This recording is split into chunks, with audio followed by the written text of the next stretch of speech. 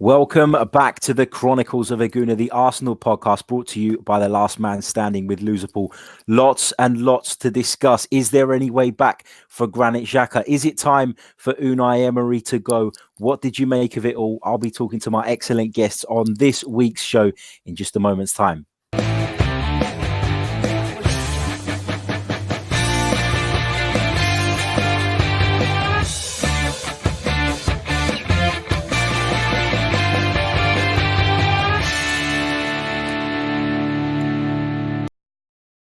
Hello, good afternoon, and welcome back to the Chronicles of a Gooner streaming live. A big hello to everybody who's tuned in at the moment, and to those of you, of course, listening or watching back on the replay. I am joined by an excellent panel this week. Let me introduce you to them all, starting with Woz. Woz, welcome back to the show, mate. It's been a long time since you've been on. How are you? I'm good, thank you, mate. I'm good. Thanks for having us back on, and it's a shame it ain't in happier circumstances, but there we are. Yeah, I know. But tough that, but we got to get on with it, I guess. James, welcome back to the show. You were on last week. Lots of excellent feedback, as always. How are you, mate? I'm fantastic, mate. Thanks for having me back so soon on the show, mate. No problem at all. And of course, last but not least, Chronicles of a Gooner regular radio producer, the one and only Mike Stavrou. Mike, welcome back, mate. How are you? Yeah, it's been a long time, Harry, man. I'm just hoping my Tesco internet lasts for the show. You'll be fine, I'm sure. No worries. Right, let's get cracking. Let's start off with the big talking point. Now, of course, the result was unacceptable. The performance was poor. It is worth noting that we would have won the game if it wasn't for VAR and their stupid, nonsensical decisions. Clear and obvious. What does that mean? There certainly wasn't anything clear and obvious in that goal that was chalked off for Callum Chambers. But the big talking point is the incident with Granit Xhaka. Now, people who listen and watch this podcast on a regular basis will know that I've defended him. I don't condone his actions yesterday, but I see why he's gotten to that point. The fan abuse has been absolutely vile. It's been over the top. It's been disgusting. You were at the Emirates Stadium yesterday. What did you make of the whole debacle? Shambolic, to be honest with you, mate. I think the pressing issue for me, that's a one-off incident that has happened as a result of a bigger picture. The issues happening with all sorts of players, left, right and centre. We had issues last year with Ramsey not being selected, and now Mesut Ozil's on the chopping block. Mustafi's been completely isolated from the team. There's issues left, right and centre, and clearly there isn't a harmony in that dressing room at the moment, whether it's to do with Emery, whether it's to do with individual players. Something is not right. Now, with regards to Granit Xhaka, like you touched on, he's took stupid amounts of personal abuse for a long time, and it's not just on Instagram posts, it's actually in stadiums, it's during the match, you can hear it, it's ironic cheering when substitutions are being made. This is not. His reaction yesterday was not just because he got subbed off yesterday. That needs to be put into context here. This guy has not reacted in that way because he doesn't care about Arsenal and because he was subbed off yesterday. This has been a long-running scenario, and I think that the pressures and the issues behind the scenes are all building, and no one really knows what goes on in these dressing rooms, and no one really knows about the relationships between the manager, the players, and also what is fed back to the fans. Now, you only see and you only hear what you want to be told. Now, we don't know. And Xhaka himself, he's always stood up. He's always been counted.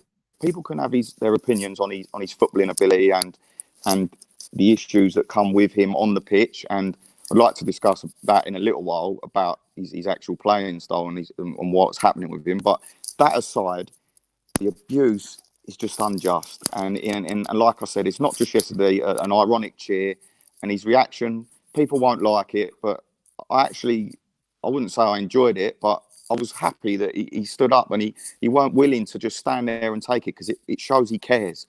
Now, people will, if you take that incident yesterday in isolation, yes, it's wrong, but it's not about yesterday. It's about 18 months to 2 years of consistent abuse, about him being out of his wife in public being abused, about it's well beyond just yesterday, and there's a much bigger picture than just Granit Xhaka. It's all boiled over, hasn't it? And I said that exactly instantly after the game. You know, I get that people were annoyed that he wasn't coming off quickly, but let's not forget this was around about the 60th minute. It wasn't the 85th minute. for example. But you know, the abuse has been building up. The pressure has been on Granit Xhaka for whatever reason. And I actually agree with a lot of the things you say was in regards to the manager. My opinion of him is not very high. I'm not going to go into that again because I've said it time and time again on this podcast. Mike, you've got a slightly different view on Granit Xhaka's reaction. I just want to say before you come in that even though I understand where he's coming from, I don't like to see the captain throw the armband on the floor like he did and you know and act the way he did. But I get it. But Mike, you're of a slightly different opinion, I guess. No, look, I can understand it, Harry, and I'm not being completely unsympathetic of the abuse that he's received. A lot of it, I think we have to be careful when we say abuse and the difference between that and criticism, because people are bringing up, the actual abuse of him on Instagram. That's a very minor amount of people, and a lot of people at the ground yesterday would not have been involved in any of that. So let's not paint them all with the same brush. First of all, I just want to say that. Second of all, I mean, I feel sorry for him, and sometimes he is scapegoated. But what he did yesterday, for me, as a captain, as a leader, is pretty unacceptable. Whatever he's going through, however much criticism he's received, you can't do that. You can't say to the fans that have come here to support the team, have paid loads of money for their season ticket, fuck off. Like, for me, that is wrong, and there's no way back for him as a captain. There's been stories breaking today about possible fine and possibly stripping the captaincy off him. I would fully support that. But I think the main point that needs to be made, Harry, aside from that, is that Unai Emery's caused all of this. Everything that's transpired with the captaincy, he didn't take the responsibility to choose a captain himself. He's spineless. He said, you know what, I'll take that out of my hands. I'm going to give it to the players, which meant that he didn't have any responsibility for it. And I think that's a really, really bad way to deal with things. And for someone who was already under the spotlight, has taken criticism from Arsenal fans, to then put him in even more by making him captain. I mean, he must have known what sort of reaction that was going to get. So I think the main issue for me is with Emery. I don't like how Xhaka handled it, but I can understand a part of it. It's hard for us as fans to understand what it's like to play in that high pressure cooker environment of football. But the main issue for me is with Emery. Yeah, I agree with that. James, you're normally very level-headed. Let's not that the others aren't, but what's your take on it? I am, as I've already said, I don't condone what Xhaka done, but I get it. And the reaction to him has been appalling. And like was said, this wasn't an isolated incident. There were ironic cheers in another home game this season. There were ironic cheers at Bramall Lane on Monday night when he was taken off also. So this has been boiling up, hasn't it? And finally, the Granit Xhaka, the player that some of us love, some of us don't, but he's finally blown his lid. And, it was inevitable, wasn't it? Yeah, definitely. It feels like from kind of minute one with Granit Xhaka, he's been at the helm of all this abuse from Arsenal fans. And whether you want to label it abuse, criticism, whatever, he's certainly someone that people have not enjoyed picking on, but I don't think they've been best pleased with his performances. And so over time, that's just become a bit of a constant theme, unfortunately, for him. And he's definitely not a fan favourite. But looking at yesterday's incident kind of in isolation, I was more initially angry with Arsenal fans than I was with what Granit Xhaka did. Because when you're, I'm sure we were all in the stadium yesterday watching it in real life time, it was mental for me the minute that his number went up, those ironic cheers started. So it was Arsenal fans that started this. That should be the thing that is noted. It was definitely the Arsenal supporters that caused this incident to happen. Then he seemed to slowly walk off the pitch, and I don't agree with that. Whether it's the 60th minute in the game or the 85th minute, I mean, I think he should at least be jogging off the pitch, irrespective of what's going on around him. That's it. That's the one thing I disagree with. But I mean, I can understand his frustration totally, throwing the armband down, throwing his shirt off. He just looks like a guy that doesn't want to be at the club. And, I find it very hard to blame him playing in this hostile atmosphere. What I would say is he's obviously got the backing of the players because they voted for him as captain. And he's got a lot of belief in himself. He backs himself. And that's what I like about Granit Xhaka. He's certainly not a player that's going to hide whatever you think of his footballing ability, as was said earlier. But just to echo what everyone else is saying, this is entirely Unai Emery's doing. There was a period last season when I think a lot of people were in support of Granit Xhaka, though that was the time when he was playing alongside Lucas Torreira, and we had that very balanced midfield. And Granit Xhaka was allowed to do what he does best: dictate play the ball through the lines. And he's just not been able to do that this season because Guendouzi's effectively taken over the role that Xhaka was doing last season. And now Xhaka is having to do a role that he's not really accustomed to, a more defensive-minded role. And I think it's a real shame for him that we're wasting his talents. We're not getting the best out of him. And Emery has put all this pressure on him by, first of all, making him captain and by picking him week in, week out. Yeah, absolutely. And I mean, Unai Emery, let's have it right.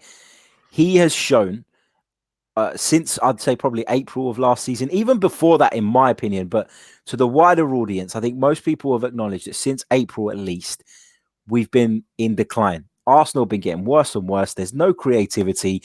We spoke about it the other day, James. Mesut Ozil was being left out. First, he was injured. Then he was unwell. Then he was not training hard enough. Then there was an improvement in his training. And now the club are all on the same page about leaving him out. This is just one of a few situations that are ongoing and causing us all sorts of problems. Now, I know you're sort of Mesut Ozil in, and I am too, but I don't know how you feel, but from my perspective, I'd rather the club don't come out with a load of bollocks week on week about it's this, it's that, it's X, Y, Z, is his training, is his heart rate in training isn't high enough, therefore he's not putting enough effort. Then, just don't say anything. But what they're doing is they're lying to us week on week. So the bond between the fans, the trust between the fans and the hierarchy at the club is in a really fragile state. Where do you stand on Unai Emery as a whole? Is it time to give him the boot? I think, I've been pretty decided for a while in this situation. I mean, at the start, of course I wanted him to do well. Of course, still now, if he goes on a 10-game winning run and all of a sudden we start playing brilliant football, everyone would back him. But it ain't going to happen. And unfortunately, we went on that run last season, and like James alluded to, we were playing to players' strengths. We had the 4-2-3-1. We had the balanced midfield. Players were being utilised correctly. And all of a sudden, it just went out the window. And it seems this season that we're trying to find an issue with every single individual rather than looking at the actual balance and the structure of the team itself. And everyone is suffering for this. I mean, the 4-3-3 that he's adopted lately, the flat three midfield, it just does not work. These players are not built to play in these roles. You're asking Granit Xhaka to cover huge distances, to do things that aren't in his nature. He's not that kind of player. Now, as James said, and as you've alluded to, leaving Mesut Ozil out of the team means that there isn't progression through the lines. There isn't that opportunity to play that ball through the lines. Now, Granit Xhaka is a specialised player. He lacks in a lot of areas, but what he's good at, he is brilliant at. And last season, when we was allowed to see him alongside Torreira, and by the way, Torreira needs someone like Xhaka with him. It's called a balanced partnership. That's how you perform. Now, when that ball isn't available through the lines, we don't see that progression. I mean, this season, I could probably count on one hand the amount of times we've strung together a move in the final third, and we've looked at it and thought, yeah, we've done well there. The players, we're playing out from the back, and there is no out ball. We've got the two wingers wide that are isolated. One of them at the moment is a centre forward in Aubameyang playing wide. All Pepe wants is a crowd scene. Every single player in his team, apart from Guendouzi, because he's running around like an absolute nutcase, and it looks brilliant to everyone. But the reality is, if a player's being asked to do that, something is not right. And the kid's done really well, and he's getting a lot of plaudits, and rightly so. But it's not helping the team, and there's no balance in there. And with the whole Ozil scenario, it's just astonishing to me that a player of his ability, whatever anyone thinks about him, you cannot tell me that we are more creative without him. You cannot tell me that we are better to watch without him. And you definitely cannot tell me this season we are getting the results without him. Now, if they wanted to get rid of him out of the team, we should have gone out and signed that creative player in the summer.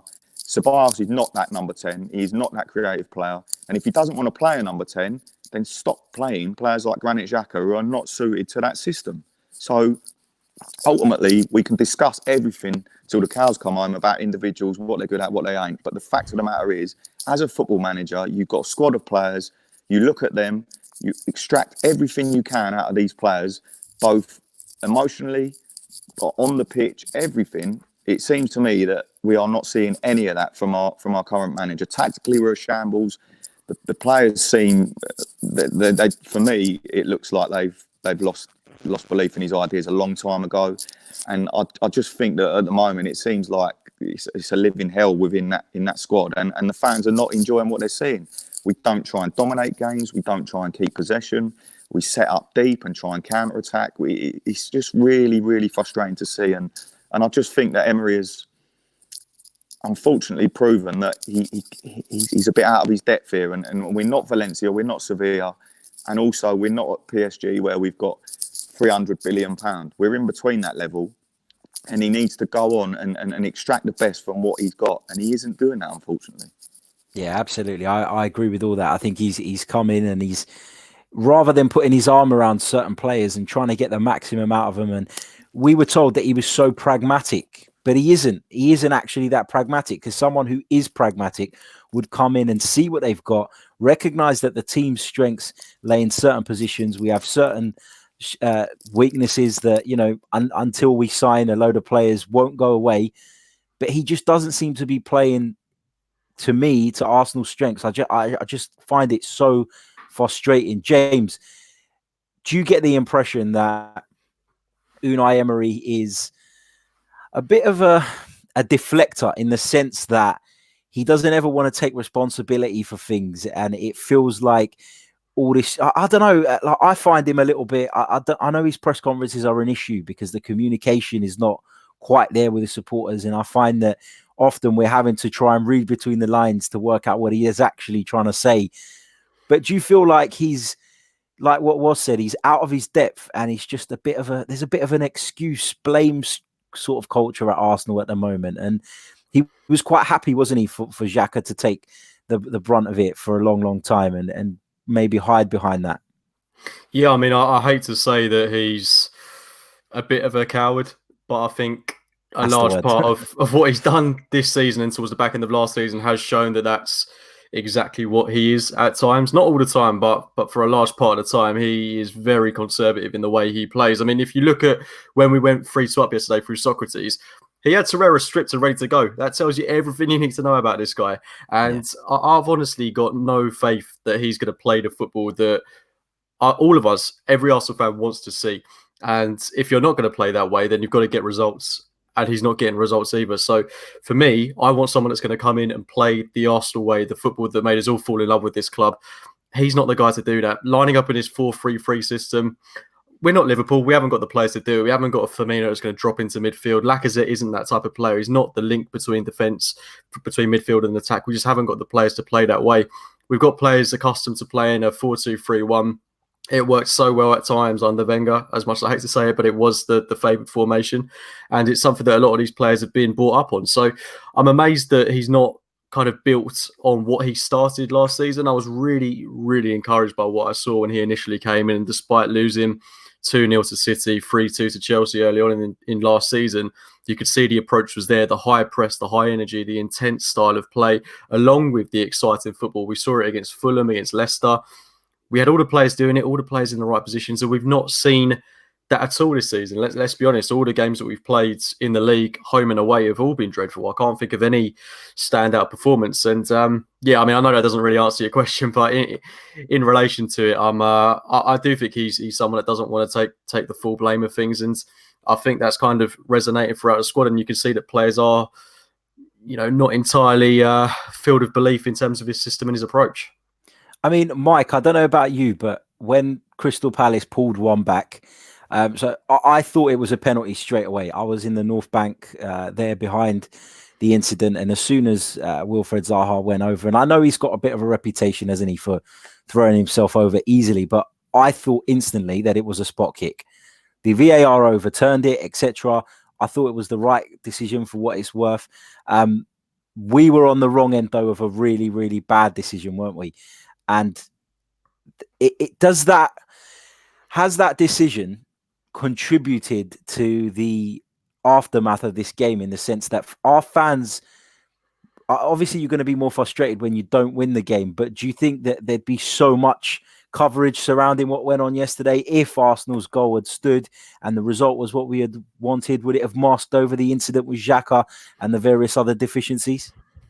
In a way, Harry, but I think any sort of fan that knows, that knows Arsenal, it doesn't matter if you win. Like just like in the week in the Europa League, Pepe scored 2 free kicks. It's sort of papered over cracks. And for me, if we would have won that game again, it would have been papering over cracks. I don't think that made much of a difference. On the VAR incidents, I mean, you could see as soon as Zaha's gone over, the referee's looking to give him a booking for diving. I mean, I think refs have it in the back of their mind. All right, it's Zaha, and his reputation precedes him. So I knew that was going to happen. I mean, it was clear as day, the fact that it was a penalty.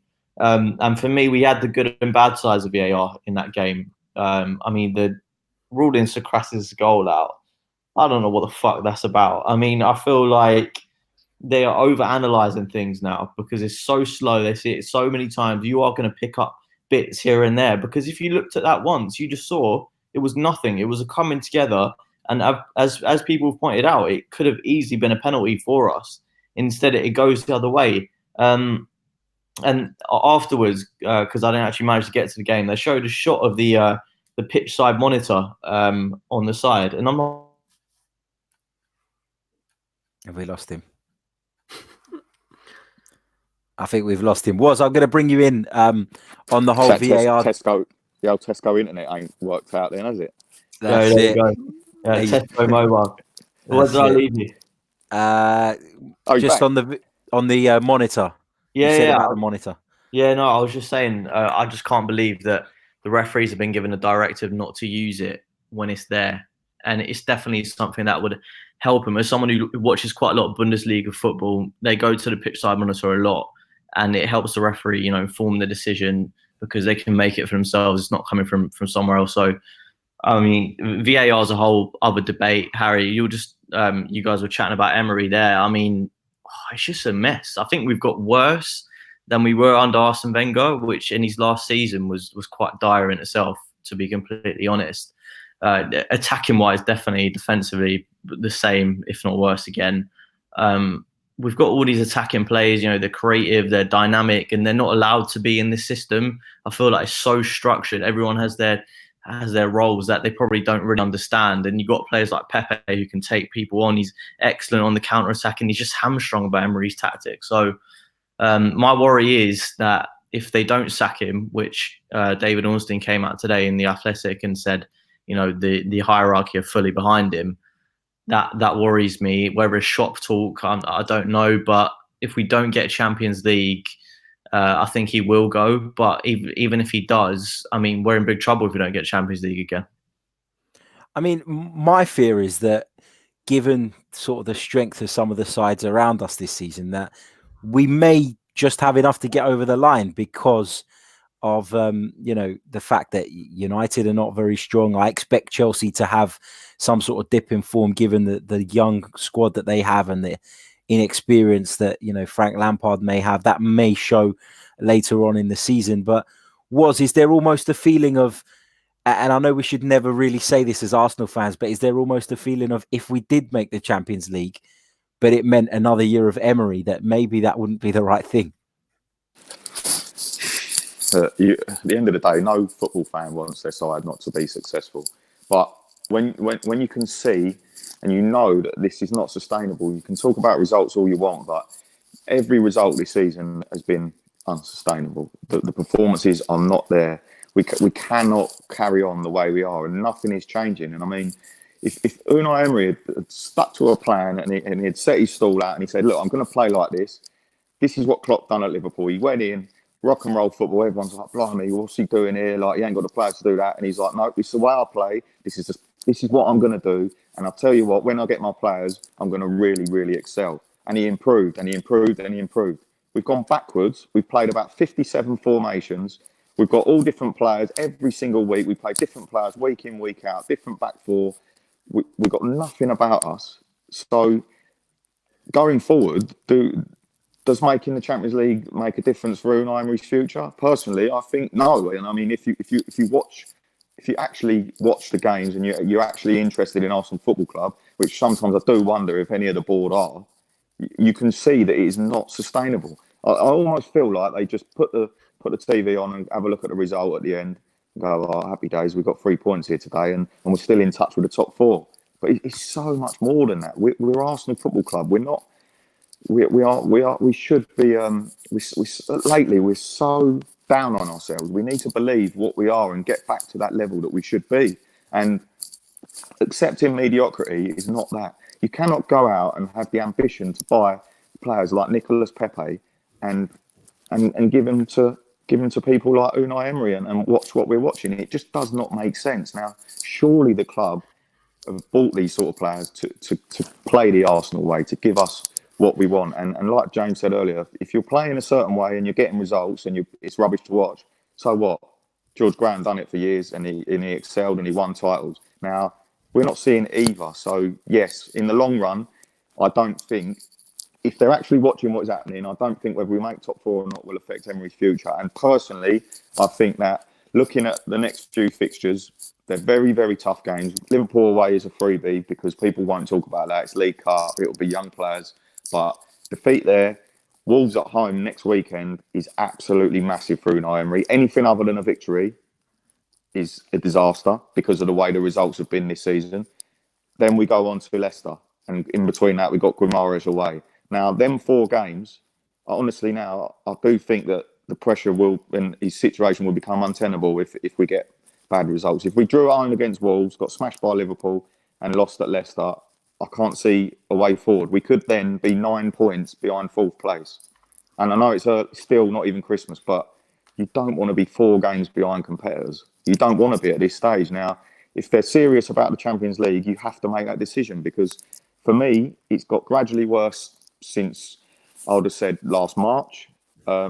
We've gone out, backed him in the transfer market, and we're not seeing any sort of improvement. So you either take the bullet now and you make the decision and see how we go for the rest of the season, or you stick with Emery and this continues to stagnate, this continues to get more and more aggressive, more and more abusive in the stadium, because it will happen. And if Xhaka doesn't play, there'll be a next player that will get the same abuse. So I just think this needs to change now. And I honestly do think that, unfortunately, after that Leicester game, I think that could be the final nail in the coffin. Obviously, I hope we win all 4 games because I'm an Arsenal fan and I love Arsenal Football Club. But yeah, that absolutely. It's not sustainable, mate.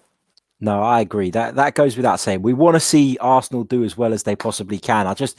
There's this nagging feeling in the back of my mind that if we do make the Champions League, then that gives, and I guess this stems from the fact that I don't really believe much has changed in terms of the way the club's being run. Yes, they've put some new positions in and some fancy titles here and there, and they're talking about, Raul Sanlehi and how great he is and Edu and all that sort of jazz. But ultimately, if there's no ambition from the very, very top, then not much is going to change. And yes, we brought some players in the summer. We also lost a lot of important players to our squad. And people seem to forget that. We recuperated some money, took some players off the wage bill. So really the investment, in my opinion, isn't as big as some would have you believe. James, I was in the stadium yesterday, of course, and when the whole Xhaka incident kicked off, do you think that, and I'm not sitting here having a go at fan channels and things like that, because ultimately that's what this is. I'd be a hypocrite if I did that. But do you feel like the influence that some of the fan channels have is so big that it plays a part in the sort of general opinion of Arsenal fans across the world? Because we've seen Alex Lacazette like Troops's picture or video, whatever it was, which, that's got to be damaging to the club. I mean, how has he done something so stupid? And how have we got to the stage where normal fans like me or anybody else are having such an influence on such large numbers of people? Surely that's unhealthy at this point. This is a juicy topic. I'm not too sure how to answer that one, mate. It's obviously a tough one. I think the influence that obviously we're talking about Arsenal Fan TV here and the influence they have.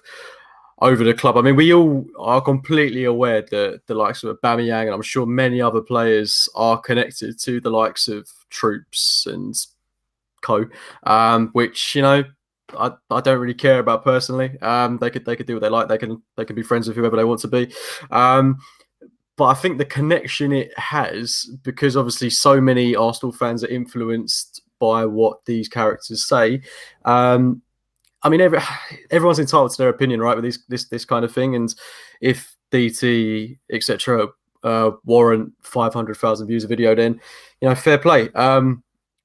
But it obviously has such a heavy influence on Arsenal fans, and if it has an influence on players as well, and they're watching this stuff and they're not immune to social media. I mean, whatever you think about them being managed by PR companies and people telling them what not to look at, etc., we all have access to the internet. They're no different, and they're probably going to watch this kind of stuff as well. And they shouldn't take too much notice of that kind of thing, because I do think, as much as I don't want to be overly controversial here, someone like Troops, for example, a couple of weeks ago was very in support of Unai Emery. And then if you look at what he had to say yesterday, I mean, I've only seen that one clip of him putting his middle fingers up to the camera. It just shows kind of how quickly these people can turn to back an opinion that is a hot topic, really, that will generate the numbers that will put them in the spotlight in favour of people. So I think it's unhealthy to an extent. But I think, you know, there's a lot of people that do go on channels like Arsenal Fan TV. Lee Judges is one of them. I think he talks a lot of sense. And if the players, you know, take notice of what he's going to say, then I've not got too much of an issue with it. So, I mean, it's definitely something that's going to divide opinion. I think it's definitely got its pros and cons.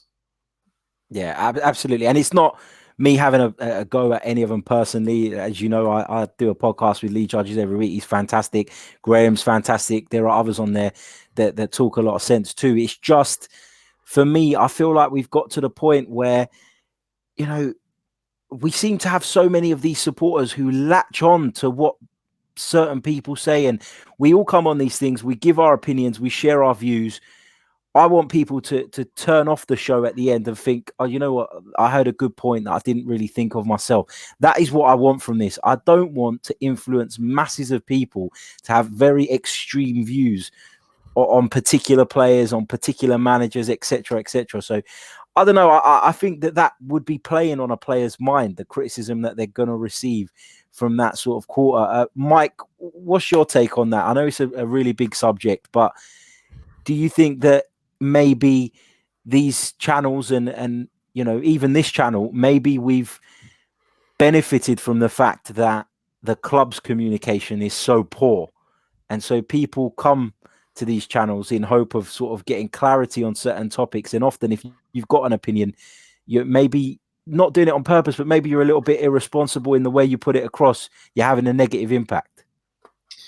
I don't think it's just exclusive to Arsenal, Harry, because there's that Man United fan that sits in front of a green screen in front of every game. Is it Mark Goldbridge or something like that? Yeah. And he's doing some weird act, reacting to the game. I don't know what to call it. It's some sort of entertainment, I'm sure. But yeah, it's not just Arsenal. But what happens with these people is that they skewer the opinion of these particular fans, and it's out of the dawn of the YouTube era, where effectively you can make shitloads of money from stuff like this if it gets a lot of views. And I think essentially what Arsenal Fan TV have done, they've captured that. James was talking about Troops back in The Manager a few weeks before. He literally put something on his story about 4 hours before the full time. And he was saying, my manager. So effectively back in Emery. And then after the game, all of a sudden it's fingers up to Emery, fingers up to Xhaka. And that to me just sort of, you know, captures what it's all about. It's flip-flop, it's reactionary, it's trying to grab attention. How, you know, whether those opinions are genuine, only those people know. But yeah, for me, it's quite damaging. Not particularly for the players, because I'm honestly, I don't think they take any notice of that. You know, if it's from a next player, like if they're talking, like if it's like Ian Wright talking about someone, they're probably going to pay attention because that person has some sort of insight to offer. If it's, you know, I don't know, Ty from Arsenal Fan TV or whoever it is, they're not going to pay any attention for me. I don't know, Harry. I think it's an issue, and I think What we need to do is what we're doing and talk about in a much more reasonable, calm and collected way, and not go too over the top. And that's the only way to do it, because they don't represent the fan base. They are fans, they're individual fans, they're allowed to have their opinion, they've got every right to put that out there. But what it can't do is paint a whole picture for Arsenal fans. Yeah, absolutely. I mean, what do you make of the whole fan channel thing? I know we've seen a shift in the way the media works. There's no question about that. I'm not knocking people for using it, because I'm very fortunate to have gotten myself into a position now where it's my full-time career, and this was my route into it, and I'm very grateful for that. But I purposely do podcasts the next day because I like to calm down. People will hang on your every word. And I think as someone, well, if you've got a channel, one particularly as powerful as AFTV in terms of its reach, you have a responsibility to put out the right type of content. What do you think about that?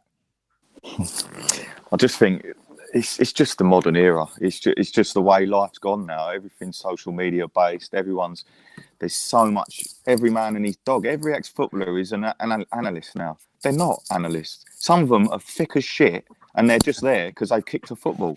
They honestly, you look at them, they know no more than the average Joe down the pub. They've just been put into a scenario where they've had a footballing career and they've done well at what they've done, but it doesn't mean they're intelligent enough to transmit their feelings. It's not just fans. It's not, everyone's got their own opinion, and that's fine. But I mean, it's not just online. Sheffield United was in the ground on Monday, and just two guys around me consistently. Fuck's sake, Xhaka! What are you doing, Xhaka? Why are you passing back with Xhaka? Like, it was consistent it was non-stop, and this affects people around him, and that's why this ironic cheering.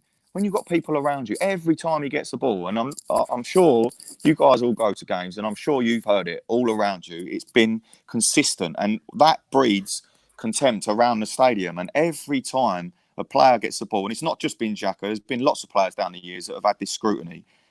They make the tiniest error, one mistake, and it's jumped on, and that's spread around the football stadium. So when you have the same kind of impact, but you can broadcast it around the entire world, then of course it's going to influence people, and of course people are going to form opinions based on what they're told by pundits or what people talk about on podcasts or fan TV programs. But at the end of the day, I think people have just got to try and remember that everyone has different opinions, and I'm as bad as anyone on Twitter. I'm very opinionated. I'm very highly strung on there. But at the end of the day, it's just because you believe so much in what you believe in, and I think that's the way people should be. But again, going on to talking about characters, and I think some of them are characters, like you said, because people are doing it, like Mike picked up on. People are making big money out of this now. This is the way some people are acting to try and get money, and if that's what they want to do, fair play. But at the end of the day, there's lots of people out there who are just genuine fans with genuine opinions.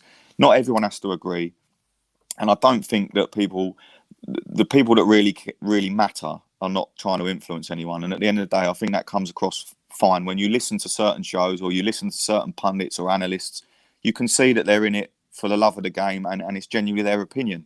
But then there are other people who have been involved in the game, people like Tim Sherwood and people like that, who will just say things just to get their name out there, to try and get more work, and it filters down to every level. So it's not just social media, it's not just Arsenal Fan TV, it's ex-professionals, it's pundits, and it's all over the world now, because you can literally get up at any time of the day, go on your phone, and you've got the latest news straight there now. You can watch videos of players kicking footballs over in Japan or anywhere in the world, and it's literally all accessible now. So yeah, I mean, you can't put, everyone's different, aren't they, mate? So to sit there and actively slate people and say you're wrong, you're influencing people, is not right.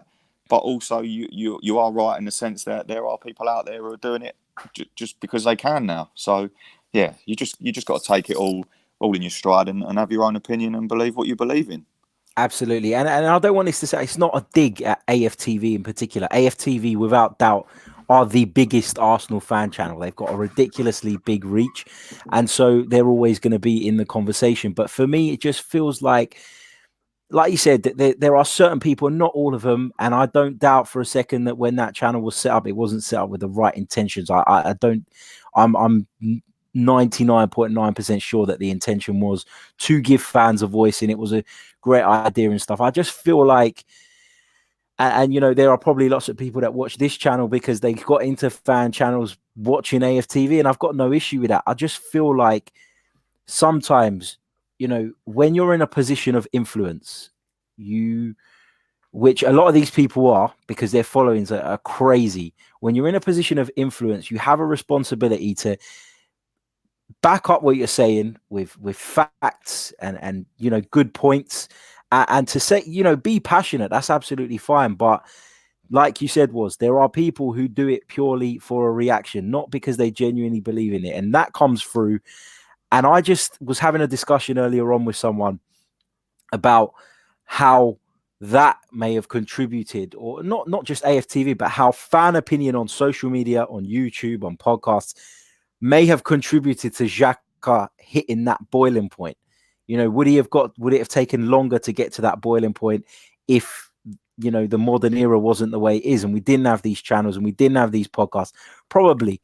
So I think, you know, when people talk about sort of mental health all the time, you have to take into account the way the players are feeling as well. And that if you are actively looking to slate a player and, you know, taking it from criticizing his performance to telling him that you hope he breaks his legs and that you hope his newborn child gets sick, when you go over that line, you're just an absolute moron. I'm not saying the people on AFTV do that, but their passionate rants sometimes can breed that kind of nonsense in the comments. And, you know, maybe turn off the comments, you know, maybe delete the comments if you see comments like that. I think everybody's got a responsibility who's in a position of influence to try and stop that shit happening.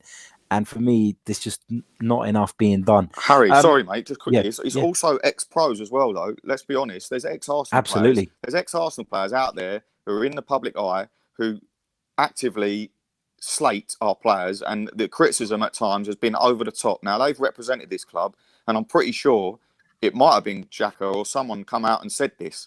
They said, like, why are you acting like this? You've represented this club. You know what it means to wear the badge. Why do you now think it's acceptable when you've been in that limelight, when you know the pressures, when you've been there and experienced it? Why are you now on the other foot doing it to the people playing and representing the club right now? And that, more than anything, when you hear and listen to someone you've respected and loved and followed and enjoyed watching play football and representing your club, when you hear them actively slating individuals at the club now, it hurts. And then people think, well, he said that, so definitely I believe that. So I think more than anything, they're the bigger influence. And it upsets me that people that have been in that scenario, they've lived that life, they know how it feels, can then go into a career outside of football and put the same pressures and the same situations onto players that are existing now at the club. I just don't like that. Yeah, no, I agree. Anyway, I think we're going to wrap it up there, guys. We've done nearly 45 minutes. It's been another great show. Thank you for participating. As always, James, my thanks to you. And we'll definitely get you on again in the very near future. I hope you're free to come join us. Yeah, certainly, mate. Definitely. Anytime you want me. Great stuff. Mike, thank you so much once again. And talk to you again soon. Cheers, guys. Was brilliant as always. Thank you very much, mate. And we hope to speak to you again in the very near future too. Top man, lovely to speak to you guys. All the best. Right, that brings us to the end of another show. There's a guy in the comments telling me that my breath stinks, apparently. How the fuck do you know that? See what I mean about idiots on social media? It's crazy. Anyway, apparently my breath stinks. I'll have a Tic Tac for you, mate. Cheers. But yeah, thank you once again for tuning in. A big shout out to everybody who's watching us live. We peaked at, I think, over 150 people were watching us live at one stage, which is incredible considering most people haven't even finished work yet. Big thanks to everyone listening back on the audio or watching back on the video replay. Going to leave you with a quick message from our sponsors, Loserpool, and we'll be back tomorrow with another episode. Actually, a special guest coming on that one, so stay tuned.